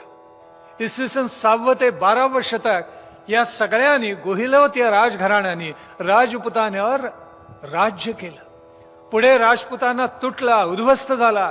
राणा प्रतापांनी शेवटपर्यंत उदयपूरच्या अत्यंत प्रख्यात अशा त्या बलाढ्य सगळ्या राजांनी स्वातंत्र्यासाठी, स्वधर्मासाठी शेवटपर्यंत झुंज दिली. मोडेन पण वाकणार नाही या जिद्दीनं राणा प्रताप पुण्यश्लोक प्रातस्मरणीय झाला. आसाम मध्ये लाचित बडफुकन प्रातस्मरणीय पुण्यश्लोक झाला. आणि महाराष्ट्रामध्ये छत्रपती शिवाजी महाराजांनी असं काही अलौकिक निर्माण केलं. अवघ्या 35 वर्षात 14व्या 15व्या वर्षी स्वराज्याची शपथ घेतली आणि त्यानंतर अवघ्या 35 वर्षामध्ये राजांनी असं काही निर्माण केलं की ते आजपर्यंत पुरते. तो राजा शककर्ता होऊन गेला आणि त्याच्या पराक्रमाचा, दूरदृष्टीचा अन्वयार्थ आज लावताना सुद्धा इतिहासकारांची मती गुंग होऊन गेली. इतका अपूर्व घडून गेलेला आहे. इसवी सन 6वे ते 12वे शतक गुहिलोत घराणं राजपुतान्यावर राज्य करत होतं. पुढे असं झालं की या गुहिलोत घराण्यामध्ये रणसिंह उर्फ कर्णसिंह या नावाचा राजा आला. हा अत्यंत प्रजाहितदक्ष, प्रजा कनवाळू, अत्यंत बुद्धिवान, पराक्रमी राजा होता. त्याच्या पोटी 3 पुत्र जन्माला आले. एकाचं नाव होतं माहप, दुसऱ्याचं नाव होतं राहप आणि तिसऱ्याचं नाव होतं क्षेमसिंह. नाव लक्षात ठेवा. एकाचं नाव माहप, हा थोरला. मधला होता त्याचं नाव राहप आणि सगळ्यात धाकटा होता त्याचं नाव होतं क्षेमसिंह. ही तिन्ही मुलं अत्यंत बलाढ्य, धिप्पाड, अत्यंत पराक्रमी होती. तेव्हा आपलं राज्य तिघांना पराक्रमासाठी पुरेना. म्हणून रणसिंहाला असं वाटलं की यांना राज्याच्या वेगळ्या शाखा निर्माण करून द्याव्यात. आणि म्हणून सगळ्यात जो धाकटा पुत्र त्याचं नाव होतं क्षेमसिंह. या क्षेमसिंहाने रावळ अशी शाखा निर्माण केली, ज्यानी एकलिंगजीचं नाव मुखात धारण करून भगवा ध्वज राजस्थानमध्ये उंच उभारून धरला. तो बाप्पा रावळ या रावळ वंशामधला. क्षेमसिंहाने रावळ वंश निर्माण केला. आणि सगळ्यात मोठा जो पुत्र होता ज्याचं नाव होतं माहप, या माहपाने राणाहून एक वेगळी परंपरा निर्माण केली. आणि हे राणा घराणं हे शिसोदेमध्ये नांदायला लागलं. म्हणून तो शिसोदिया वंश निर्माण झाला. पुढे अनेक पिढ्या यांनी सुखाने राज्य केलं. जवळजवळ 10-12 पिढ्या सुखाने नांदल्या. आणि त्या पुढच्या पिढीमध्ये रत्नसिंह नावाचा शिसोदिया वंशामधला एक अत्यंत बलाढ्य राजा निर्माण झाला. ज्या वेळेला राजपुतानामधल्या धनाची, राजपुतानामधल्या लावण्यवती स्त्रियांची अभिलाषा दिल्लीकरांना सुटलेली होती. पद्मिनीच्या लावण्याची कीर्ती अलाउद्दीनच्या कानावर गेलेली होती. तेव्हा राजपुतान्याचं धन संपत्ती लुटण्यासाठी, पद्मिनी सारख्या सुंदर स्त्रिया पळवण्यासाठी अलाउद्दीन खिलजीची स्वारी राजपुतान्यावर आली. आणि त्यावेळेला रत्नसिंह हा रावळ घराण्याचा राजा नव्हे, शिसोदिया वंशाचा, त्याच्या मदतीला रावळ घराण्याचा राजा आला. त्याचं नाव होतं लक्ष्मण सिंह. हे दोन्ही बलाढ्य राजे होते. दीर्घकाळ संग्राम झाला. शेवटी रत्नसिंह मारला गेला, लक्ष्मणसिंह मारला गेला. आणि त्याचे 8 पुत्र होते. त्याच्यापैकी 7 पुत्र मारले गेले. 7 पुत्र मारले गेले. एकच धाकटा पुत्र ज्याचं नाव होतं अजय सिंह, तो वाचला. पण अजय सिंह इतका चांगला निघाला, त्याचं कारण त्याचा एक पुतण्या जिवंत होता. त्याचा जो काका होता त्याचं नाव होतं अरिसिंह. तेव्हा अरिसिंह मारला गेला युद्धात, तरी त्याचा मुलगा म्हणजे आपला मोठा भाऊ, चुलत भाऊ जिवंत आहे. ही कृतज्ञ भूमिका अजय सिंहाच्या मनामध्ये होती. त्या चुलत भावाचं नाव होतं हम्मीर सिंह. तेव्हा त्यांनी त्या हम्मीर सिंहाला गादीवर बसवला आणि ती परंपरा पुढे चालू राहील अशी व्यवस्था केली. या अजय सिंहाला पुढे 2 पुत्र झाले. त्यातला जो थोरला होता त्याचं नाव क्षेमसिंह आणि धाकट्याचं नाव होतं सज्जन सिंह. काय लक्षात राहिलं ना? एवढी मोठी सगळी परंपरा आहे त्या घराण्याची. आता उद्या विचारतो सगळी नावं तुम्हाला. तेव्हा थोडक्यात असं की गुहिलेवत राज्य, त्याच्यामध्ये 2 घराणी झाली. एक रावळ घराणं आणि दुसरं जे झालं ते राणा घराणं. राणा घराणं माहिपानी निर्माण केलं, रावळ घराणं क्षेमसिंहानी निर्माण केलं. पुढे या दोन्ही घराण्यामध्ये रत्नसिंह, लक्ष्मणसिंह असे 2 पराक्रमी राजे झाले. त्यावेळेला अलाउद्दीन खलजीची स्वारी झाली. रत्नसिंह मारला गेला, लक्ष्मणसिंह मारला गेला. त्याचे 7 पुत्र मारले गेले. 7वा जो पुत्र त्याचं नाव अरिसिंह आणि 8वा पुत्र त्याचं नाव अजय सिंह. त्या अरिसिंहाचा जो मुलगा त्याचं नाव हम्मीर सिंह. म्हणून आपला हा चुलत भाऊ जिवंत आहे म्हणून अजय सिंहाने त्यालाच गादीवर बसवलं. आणि त्याच्या नावानं पुढे शिसोदिया वंश, राण्याचा वंश पुढे चालू राहील अशी व्यवस्था त्यांनी ठेवलेली होती. हे घराणं पुढे चालू राहिलं. आणि पुढे गंमत अशी झाली, या अजय सिंहाला 2 पुत्र होते. त्यातला एक क्षेमसिंह आणि दुसरा सज्जन सिंह. गादी अर्थातच क्षेमसिंहाच्या ताब्यामध्ये गेली. तर सज्जन सिंहाला असं वाटलं आता आपण काय बरं करावं. आणि म्हणून त्यांनी एक वेगळा मार्ग स्वीकारला. तो म्हणाला मी राजपुतान्याच्या बाहेर पडतो. आणि दुसऱ्या प्रांतात जाऊन माझ्या पराक्रमाला शौर्याला काही वाव मिळतोय का पाहतो. आणि म्हणून तो जो प्रवास करत करत निघाला, प्रवास करत करत आला, तो महाराष्ट्रामध्ये आला. महाराष्ट्रामध्ये आल्यानंतर त्याला पराक्रमाला वाव मिळाला. या सज्जन सिंहाच्या पोटी जर कोण जन्माला आला, त्याचं नाव होतं दुलीप सिंह महाराणा. त्या दुलीप सिंह महाराणाच्या पोटी जो पुत्र जन्माला आला, त्याचं नाव होतं सिंहजी महाराणा. त्याच्या पोटी जो पुत्र जन्माला आला, त्याचं नाव होतं भोसाजी महाराणा. त्याच्या पोटी जो पुत्र जन्माला आला, त्याचं नाव होतं देवजी राणा. आणि तिथून हा वंश हळूहळू हळूहळू विस्तारत गेला. 12 पिढ्या नांदल्या. एकापेक्षा एक बलाढ्य पुत्र पुढल्या पिढीमध्ये जन्माला आले. पुढे यांनी आपलं राजपुतानेशी असलेलं नातं ठेवलं खरं, पण आपलं नाव बदलून टाकलं. आणि त्या घराण्याचं नाव सज्जन सिंहाच्या घराण्याचं उपनाम झालं भोसले. त्यांचं आडनाव झाले भोसले. हे कुणावरून आलं इतिहासाला ज्ञात नाही. नाना प्रकारचे व्युत्पत्ती सांगतात, पण जाणकारांचं मत असं आहे की भोसाजी जो राणा झालेला होता, त्याच्यावरून भोसजी आणि मग पुढे भोसले असं उपनाम कदाचित आलं असेल, असा अंदाज इतिहासकार बांधतात. पण भोसले नाम कसं तयार झालं, रियासत का सरदेसाईंनी तर 10 व्युत्पत्ती दिल्या आहेत, पण भोसले नाम नेमकं कसं निर्माण झालं हे मात्र इतिहासाला माहिती नाही. त्याच घराण्यामध्ये पुढे बाबाजी जन्माला आले. परसोजी अगोदर जन्माला आले, त्याच्यानंतर बाबाजी जन्माला आले. आणि बाबाजी भोसले हा अत्यंत पराक्रमी महापुरुष होता. आणि त्याच्या पोटी 2 बलाढ्य पुत्र जन्माला आले. त्यातला एक म्हणजे मालोजी आणि दुसरा विठोजी.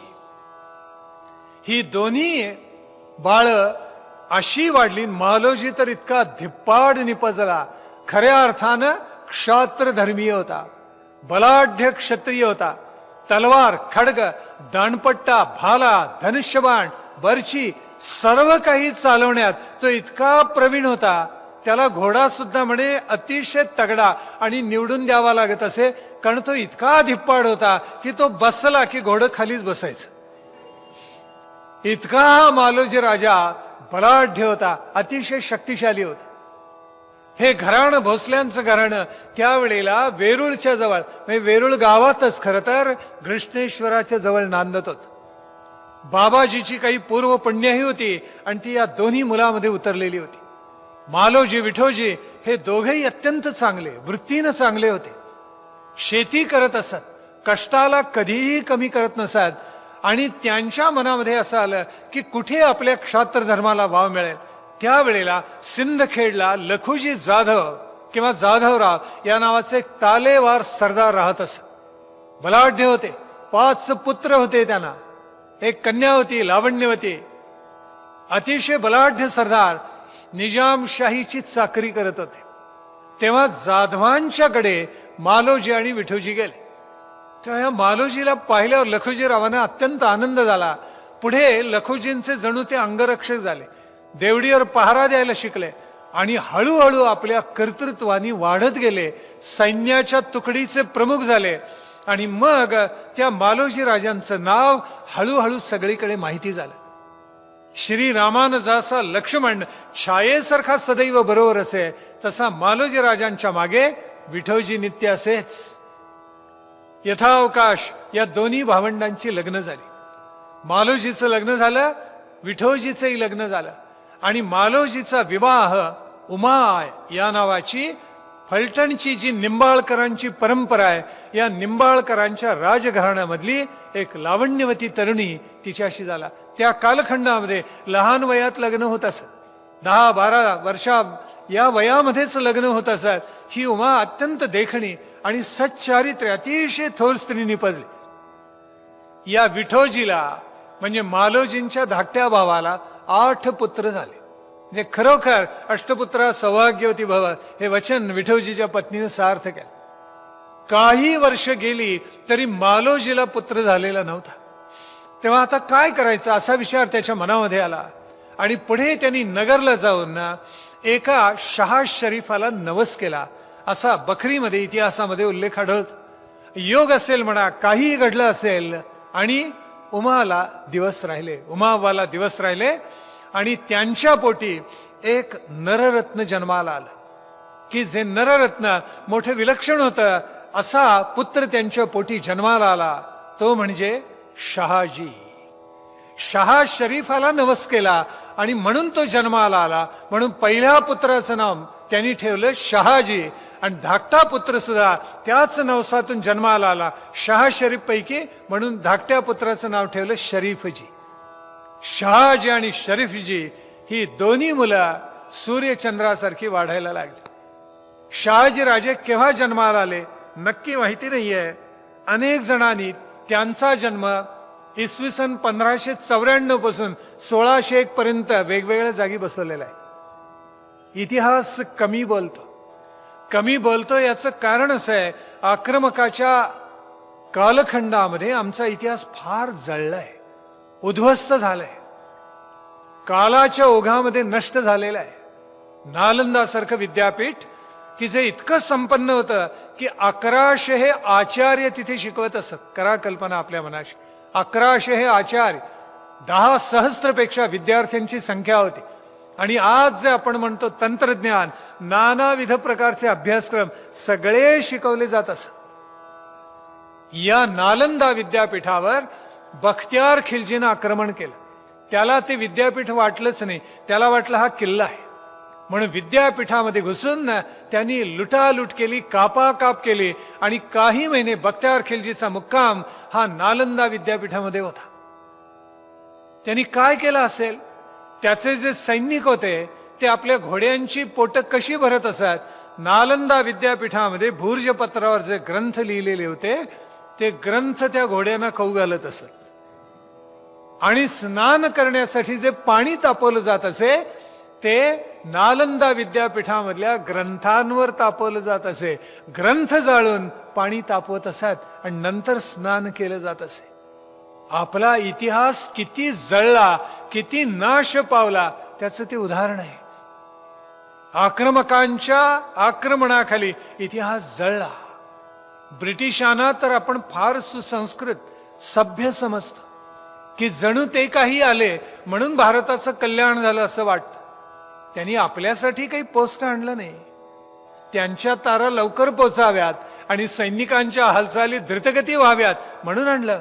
मोठाली रेल्वे स्थानक, एका वेळेला सैनिक भरपूर नेता यावेत, उतरता यावेत आणि बटालियन तिथे निर्माण करता यावे म्हणून बांधले, आमच्या सुखसोयीसाठी नाही. नवीन इतिहास जो लिहिला जातोय त्यात ब्रिटिश इतिहासकारांनी सुद्धा हे मान्य केलेलं आहे. आपण त्यांना सुसंस्कृत, सुशिक्षित, सभ्य समजतो. ज्या वेळेला झाशी शहर पडलं, कॅप्टन सर यू रोजनी घेतलं, त्यावेळेला आपल्याला माहिती आहे 8-10 दिवस त्या झाशीच्या राणीने किल्ला लढवलेला होता. साध्या अशा टेकडीवरचा किल्ला आहे. तो दुर्बिणीमधून कॅप्टन सर यू रोजनी पाहिला आणि त्यांनी तार केली ती लॉर्ड कॅनिंगला. 8 दिवस कसले, 24 तासात किल्ला घेतो. 8 दिवस पर्यंत त्याला तो किल्ला मिळाला नव्हता. किल्ला पडला तो शेवटी फंद फितुरीनी पडला. दुलाजी ठाकर या नावाच्या माणसानं फितुरी केली आणि मोक्याच्या माऱ्याच्या जागा दाखवल्या. आतमध्ये बॉम्ब येऊन पडायला लागले, तोफांचे गोळे, आणि झाशीच्या राणीनं भांडेर नावाचा दरवाजा आहे तिथून ती बाहेर पडली. ब्रिटिशांची फळी तोडली आणि एका रात्रीत 101 मैलाचं अंतर कापून ही रणरागिणी कालपीला जाऊन पोहोचलेली होती. झाशीचं शहर, झाशीचा किल्ला ब्रिटिशांच्या ताब्यात आला. ताब्यात आल्यानंतर त्यांना असा उन्माद झाला की त्यांनी 5 वर्षाच्या मुलापासून 80-90 वर्षाच्या वृद्धापर्यंत जे सापडले त्यांचे गळे संगिनीने चिरून काढले. खलास. मुलांना जीवन ठेवलं नाही, मग स्त्री पुरुषा भयत पाहिला नाही. हे सगळं डोळ्यांनी महाराष्ट्रामधल्या एका माणसाने पाहिलं. त्यांचं नाव गोडसे गुरुजी. त्यांनी सगळा इतिहास डोळ्यांनी पाहिला आणि त्यांनी एक ग्रंथ लिहून ठेवलेला आहे. त्या ग्रंथाचं नाव आहे माझा प्रवास. झाशीच्या शहरामध्ये ते राहिलेले होते, 6 महिने राहिलेले होते. झाशीच्या राणीसाहेबांना त्यांनी पाहिलेलं होतं आणि ते पाहताना त्यात चालतात कशा, बोलतात कशा, घोडदौड कशा करतात, दाणपट्टा कसा चालवतात, आल्या गेलेल्याचा परामर्श कसा घेतात, धार्मिक कार्यक्रम कोणते करतात, या सगळ्याची नोंद त्यांनी केली. ब्रिटिशांचं आक्रमण झाल्यानंतर त्यांनी झाशी कशी जाळली याचं वर्णन माझा प्रवास मध्ये आलेलं आहे. गोडश्यांनी तर लिहून ठेवलंच आहे. डॉक्टर लो या नावाचा युरोपियन गृहस्थ होता, त्यांनी लिहिलेलं आहे झाशीच्या राणीनं 64,000 ग्रंथ गोळा केलेले होते. सगळी हस्तलिखित होती आणि विविध विषयांवरचे होते.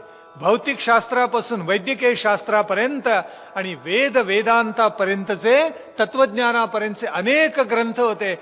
हे 64,000 ग्रंथ इतके सुंदर बांधलेले होते की त्याच्यावरच्या प्रत्येक फळीवर हस्तिदंती नक्षीकाम केलेलं होतं. तेवढं पळवलं ब्रिटिशांनी. आणि आतले सगळे ग्रंथ डॉक्टर लोनी वर्णन केलेलं आहे. झाशी शहराच्या रस्त्यावर ढिगाणी रचले आणि संपूर्ण जाळून त्याची राख करून टाकली.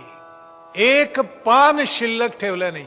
अत्यंत सुशिक्षित, सुसंस्कृत आणि सभ्य ब्रिटिश बर का. अंगावर काटाच येतो की असा किती इतिहास जाळला असेल आणि किती नष्ट केला असेल.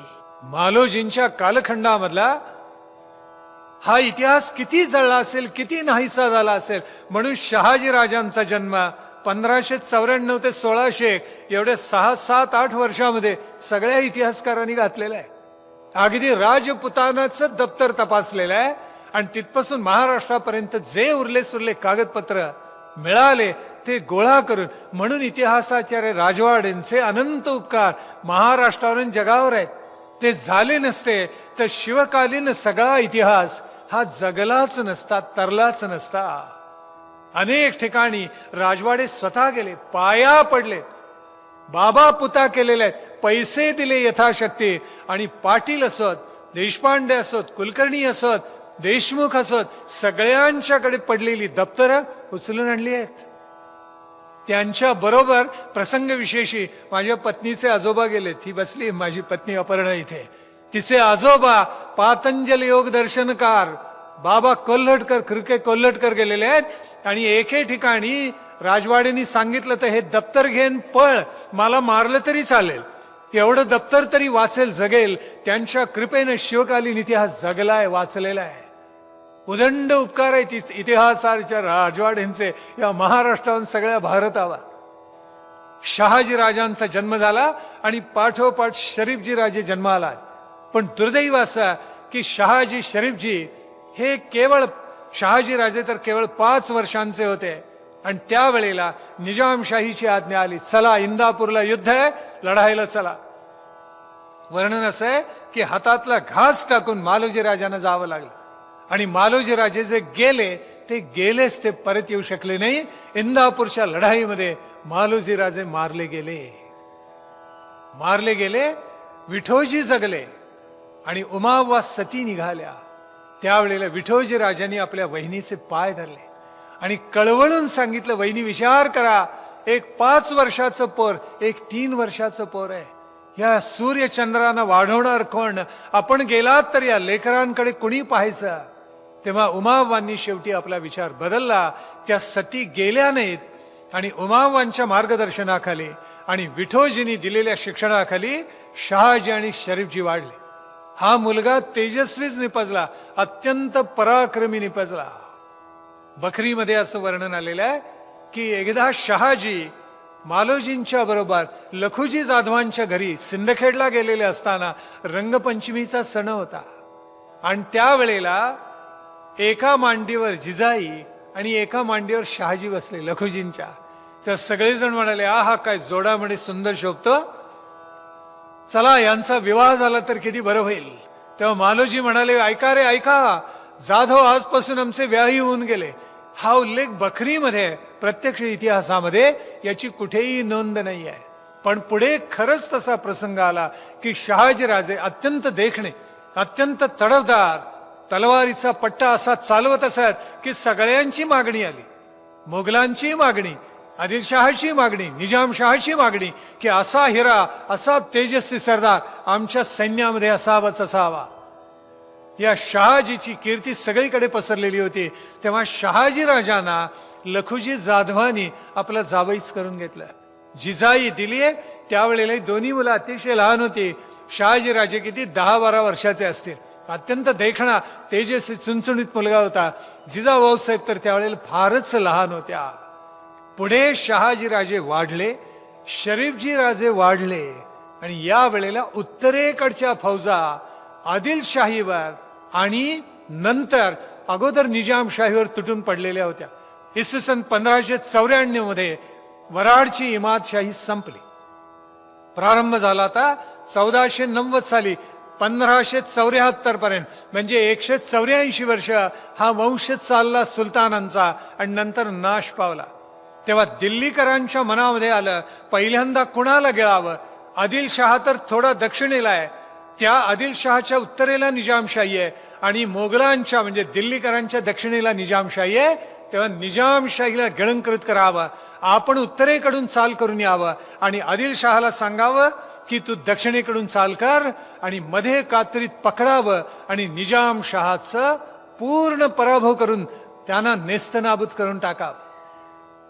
शहाजीराजे वाढले आणि पहिल्यांदा मोगलांच्या सेवेत होते. तिथून आदिलशहाच्या सेवेमध्ये गेले, तिथून निजामशहाच्या सेवेमध्ये आलेले आहेत. आणि या वेळेला निजामशहाचा जो प्रधान होता त्याचं नाव मलिक अंबर. हा राजकारण धुरंधर होता, राजकारण पटू होता आणि जहांगीर बादशाहानी आज्ञा सोडली आदिलशहाला की तुझं सैन्य घेऊन ये, आपण दोघं कात्रीत त्या निजामशहाला पकडूया आणि मारूया. त्यावेळेला दोन्हीकडून प्रचंड सेना आल्या. भातवडी इथे प्रचंड रणसंग्राम झाला आणि त्या रणसंग्रामामध्ये शहाजीराजांनी अतुलनीय पराक्रम गाजवला. तिथे प्रचंड सरोवर होता. युक्ती त्यांनी अशी केली, मलिक अंबर आणि शहाजीराजांनी ते सरोवर फोडलं तात्पुरतं. त्याचं पाणी इतकं पसरलं की मोगलांच्या आदिलशहाच्या घोडेस्वारांना आणि हत्तींना इतका चिखल झालेला होता की घोडे त्यातून पुढे जाईनात आणि हत्तींचं पाऊल तर पुढे पडेना. अशा वेळेला मलिक अंबर आणि शहाजीराजांनी प्रचंड आक्रमण केलं आणि मोगली फौजांना झोडपून काढलेला आहे. अक्षरशः निजामशाहीला दैदिप्यमान विजय मिळाला आणि सगळ्यांच्या लक्षात आलं की हा विजय कुणामुळे मिळाला तर शहाजीराजे भोसल्यांच्यामुळे मिळाला. हे ज्या वेळेला लक्षात आलं त्यावेळेला मलिक अंबरला पहिल्यांदा जो गौरव होता शहाजीराजांचा तो वाटेनासा झाला आणि तो मनातून जळफळायला लागला आणि शहाजीराजांचा पाण उतारा करायला लागला. परिणाम असा झाला शेवटी शहाजीराजांनी निजामशाही सोडली आणि ते आदिलशहाकडे आले. शेवटी आदिलशाही काय, निजामशाही काय, मोगल काय, सगळ्यांची गुलामगिरीच ना. पण शेवटी त्याला आदिलशहाकडे यावं लागलं आणि त्यांना चांगली सरदारकी मिळाली, चांगला मुलूक त्यांना वाट्याला आला. आणि या वेळेला शहाजहान हा राजपुत्र दिल्लीकरांचा या महाराष्ट्रामध्ये ठाण मांडून होता. त्याला 2 वेळेला पराभूत व्हावं लागलं. सिन्नरचा आश्रय घेऊन जणू काही 1 वर्ष वनवासामध्ये तो राहिलेला होता.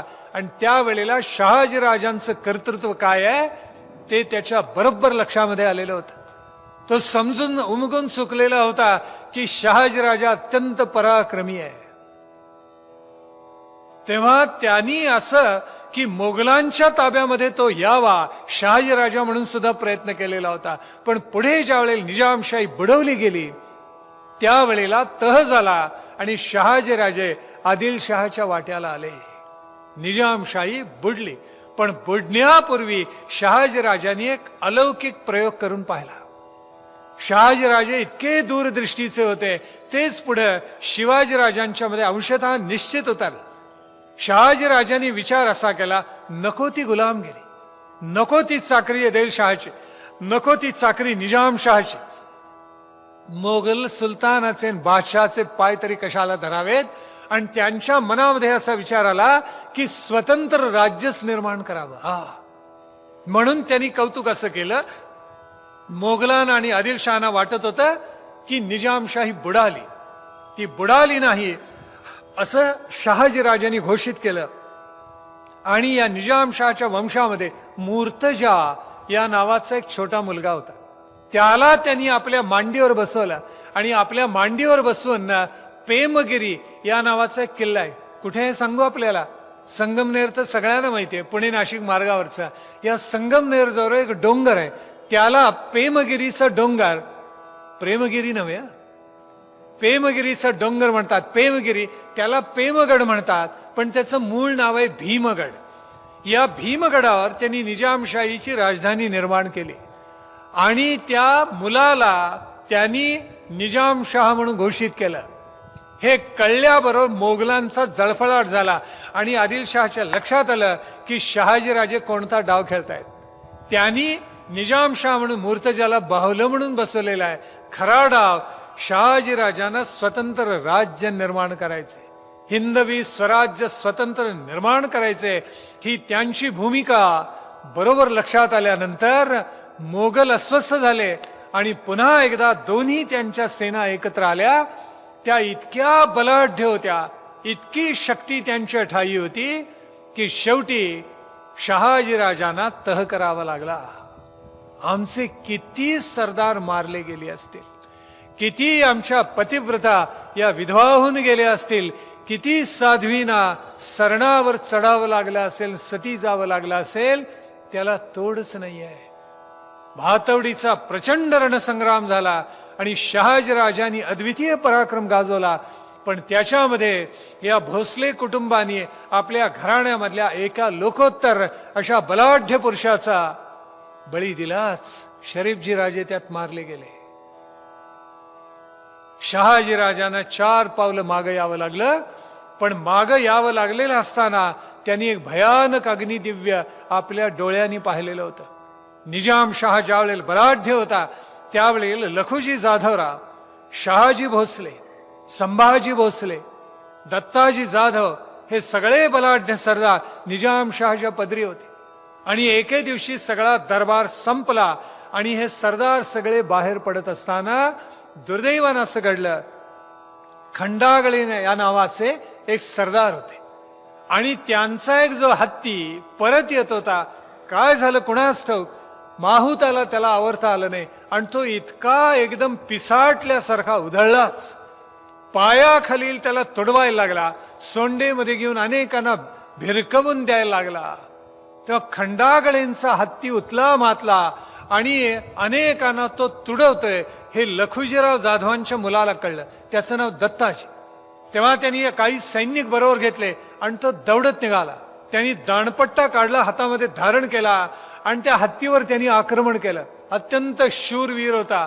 लांबून माणसं ओरडतायत आणि सांगतायत की दत्ताजीराव, हत्तीला मारणे गरज नाही, मारू नका त्याला. आणि तरी दत्ताजी बेभान त्याच्यावर तुटून पडला. त्यावेळी खंडागळे आणि भोसले यांचं सख्य होतं म्हणून त्या हत्तीच्या रक्षणासाठी खेलोजीराजे भोसले, संभाजीराजे भोसले आणि स्वतः शहाजीराजे भोसले आले.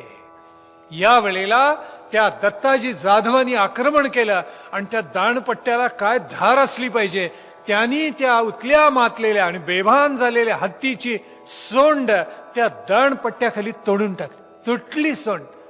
ची ची ची करत तो हत्ती खाली बसला, कारण त्याचं वैभवच सगळं संपलं. हत्ती मारला गेल्या म्हटल्याबरोबर भोसले आणि खंडागळे यांची माणसं तुटून पडली. कुणावर? दत्ताजी जाधवावर. आणि तिथे प्रचंड रणसंग्राम सुरू झाला. कदाचित राजमहालाच्या सज्जात बसून निजाम हुसेन शाह मोठ्या आनंदाने हे दृश्य पाहत असेल की कसे हे मूर्ख आपापसात झुंजतायत आणि आपल्याला हे सगळं कसं पाहायला मिळते. प्रचंड लढाई झाली आणि दत्ताजीवर संभाजी भोसले तुटून पडला. प्रचंड युद्ध झालं दोघांच्या मध्ये आणि खंडागळ्यांचा हत्ती हा दत्ताजींनी मारला म्हणून संभाजीराजे भोसलेनी त्या दत्ताजीला मारलं. दोघांच्या युद्धामध्ये दत्ताजी जाधव मारला गेला. हे वृत्त घराकडे निघालेल्या दत्ताजी जाधवांच्या वडिलांना म्हणजे लखुजी जाधवांना कळलं. त्यावेळी लखुजीराव सगळंच सैन्य घेऊन माघारी आले आणि संभाजी खेलोजीवर तुटून पडले आणि त्यांनी संभाजीचा वध केला. तेव्हा संभाजी चुलत भाऊ म्हणून स्वतः शहाजीराजे संभाजीराजांच्या मदतीला गेले. समोर जावई उभा आहे आणि तरी सुद्धा लखुजी जाधव इतके बेभान झालेले होते. दोघांच्या मध्ये प्रचंड रणसंग्राम झाला आणि शहाजीराजांच्या डाव्या हातावर प्रचंड घाव बसला. खडगाचा चिरला गेला सगळा दंड, मोठी जखम झाली. अन्य ठिकाणी त्यांना लागलं. घोड्यावरून बेशुद्ध होऊन शहाजीराजे भोसले खाली कोसळले. एवढं सगळं झाल्यानंतर मग निजाम हुसेन शहानी आपला प्रतिनिधी पाठवला, शांत व्हा म्हणून सांगितलं. तोपर्यंत दत्ताजी जाधव मारला गेलेला होता, संभाजी भोसले मारला गेला होता, खेळोजी राजे जखमी झालेले होते, शहाजी राजे भोसले प्राणांतिक जखमी झालेले होते, लखुजी जाधवांना जखमा झालेल्या होत्या, खंडागळींचे सरदार जखमी झालेले होते. आपापसातलं द्वेष प्रचंड वाढलेला होता. दोघांच्या मधून विस्तव जाऊ नये अशी भयानक परिस्थिती निर्माण झालेली होती. हे पाहून निजाम हुसेन शहाला अत्यंत समाधान झालं आणि ही सगळी वार्ता जिजाऊ साहेबांना कळली. त्यांना काय वाटलं असेल, पतीला जपायचं का पित्याला, लखुजी जाधवांना जपायचं की शहाजीराजे भोसलेंना जपायचं, कोणाला जपावं? एकाला जपावं तर दुसरा दुखावला जातो, दुसऱ्याला जपावं तर पहिला दुखावला जातो. कसं केलं असेल जिजाऊ भाऊसाहेबांनी? किती वाईट त्या माऊलीला वाटलं असेल की कशी ही सगळी नादान प्रजा आपापसात झुंजते आणि सुलतानांचं बळ वाढवते. बरं इतकं करून हे यांना चांगलं वागवतात तेही नाही. भयंकर आहे ते सगळे सुलतान, हे तिच्या लक्षात आलेलं होतं. आणि तसंच घडलं. एके दिवशी लखुजी जाधवराव आणि त्यांचे 4 पुत्र हे मुजऱ्याला गेलेले असताना सगळं कारस्थान अगोदरच ठरलेलं होतं. लखुजी जाधवरावांनी निजाम शहाला मुजरा घातल्याबरोबर तो पटकन उठला आणि अंतःपुरामध्ये निघून गेला.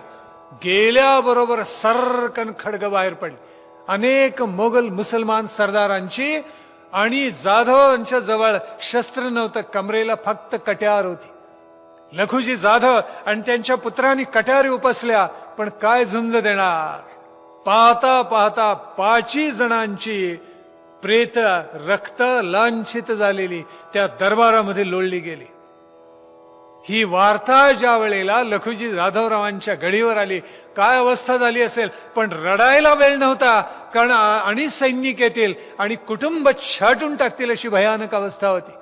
सगळे जिथे आसरा घेतील तिथे पळून गेले, वाट काढली आणि सगळे निघून गेले.